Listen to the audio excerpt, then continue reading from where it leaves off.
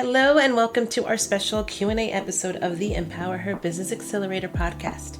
I am Philippa Channer, and this month we've been diving deep into understanding your ideal client and crafting a value proposition. Thank you all for the fantastic questions. Remember, if you're ready to take your marketing to the next level and build a business that aligns with your purpose, the EmpowerHer program can help you get there. So book a free discovery call to see if it's right for you. The link is in the show notes. And just a reminder, if you have not subscribed to this podcast, please hit that subscribe button or follow button, whatever platform you're listening on. It'll be greatly appreciated. It helps reach more people, and it helps ensure that you come back to learn more and more about how to market your business with class. All right, so now let's get those questions answered. The first question that I received was, I am feeling overwhelmed by trying to craft a value proposition. Where do I even start? All right, I hear you. This is a common struggle, but I promise it doesn't have to be as daunting as it seems. You want to start by going back to the basics. Who are you even serving? What specific problems are you solving for them? And what unique skills or experience do you bring to the table to help them solve their problems? Don't worry about crafting the perfect sentence right away. Just brainstorm a list of benefits that you're providing, the outcomes your clients are achieving, and any unique aspects of your approach. From there, you can start refining and condensing it into a concise value proposition. Just start with the basics, outlining the benefits you're offering, and then you'll start to see some keywords and pulling it all together. Okay? The next question is, should I focus on making my value proposition super catchy or super clear?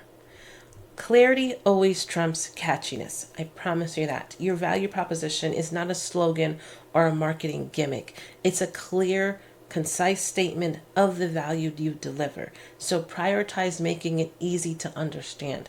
However, that doesn't mean it can't be compelling. Once you have a clear statement, you can play with the language, the metaphors, or even humor to make it memorable, but never sacrifice clarity for the sake of being clever. You want to make sure, again, anybody walking on the street, if you hand your value proposition statement to them, they should be able to know exactly the service or product that you have and offer and who you're helping. So you don't want to be so catchy and gimmicky that you lose that in the mix. Next question. I am new to my business. How do I prove, quote unquote, prove my value if I don't have a lot of experience or testimonials yet?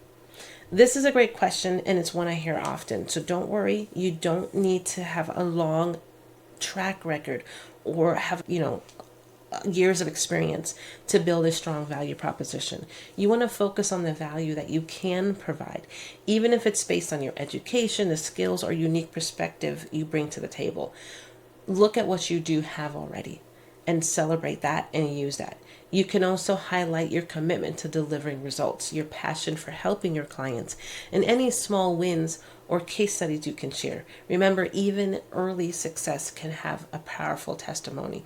So if you've helped somebody for free, you've helped family, go back and ask them to verbalize their experience with you and how the transformation that they experienced, and pull those words from it.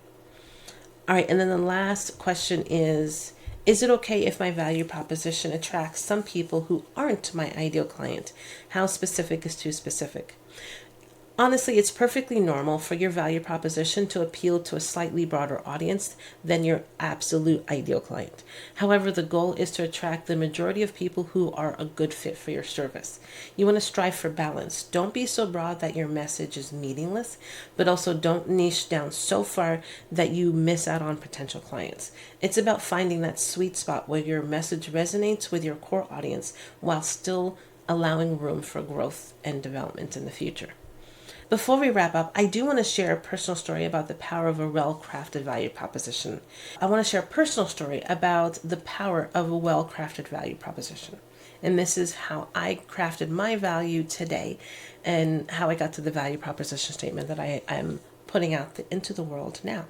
So when I first started my business, I started out as a social media manager.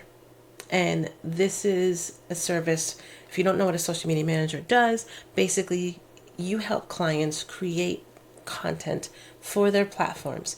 You help them optimize their platforms in a way that best resonates with their audience. So you're getting on there, you're creating content consistently on a regular basis, as well as logging on their accounts and being a presence for them. You're engaging with their audience, possibly answering questions, you are putting out deals, you're tagging people, you are connecting and building relationships, building a community.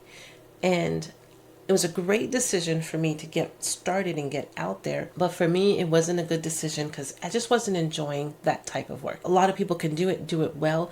I realized it just wasn't for me. But more importantly, the way I was helping my clients, I didn't feel fulfilled. I didn't feel like I was getting to the core of the problem they were really experiencing. And I realized pretty quickly that there was no strategy behind the content we were creating. So even though their accounts were growing and we were making traction, there was no strategy behind it and they weren't making an impact in their business. And so the turning point for me in this experience was I needed to pivot my services. I could no longer offer social media management alone. I needed to give them some strategy first to ensure that the social media management that happened was aligned with their business goals, their business objectives, reaching the right audience. So I needed more strategic foundation before moving forward. Eventually, what I started to do was weed out and phase out the social media management and just focus on the strategy part of things. And this made a huge difference in the clients I was helping because I felt I was making a bigger impact in their business.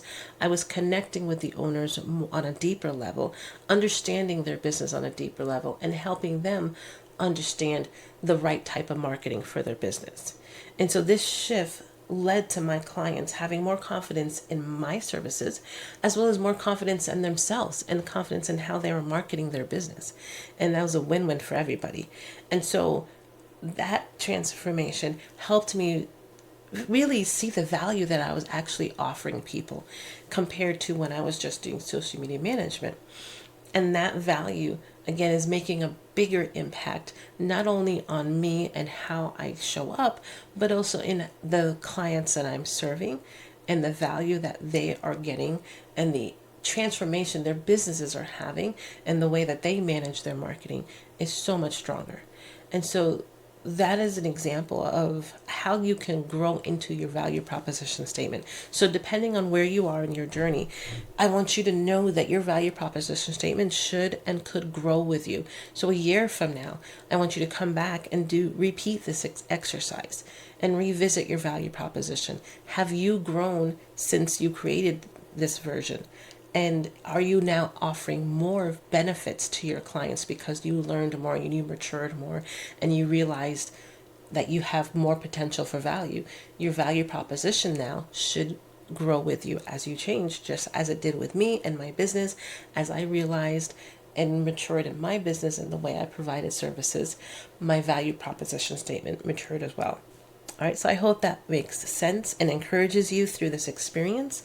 I want to thank you guys for listening. Remember, refining your value proposition. It's an ongoing journey, just like I mentioned, but it's one that is absolutely worth it because when you can articulate your value very clearly and confidently, you're going to attract the clients and opportunities that are meant for you. All right, so next month, we're going to be delving into another crucial aspect of building a business that aligns with your purpose. We're going to be defining your mission and your vision statement. We're going to explore why having a clear why is essential for your business and how it can supercharge your marketing efforts. So don't forget to join me next time. As always, if you're ready to take your entrepreneurial journey to the next level, I want you to book a free discovery call with me. You're going to find the link in the show notes. We'll get a chance to get to know each other and see if the Empower Her program is the right fit for you. Until then, ladies, keep shining, and I will see you next month.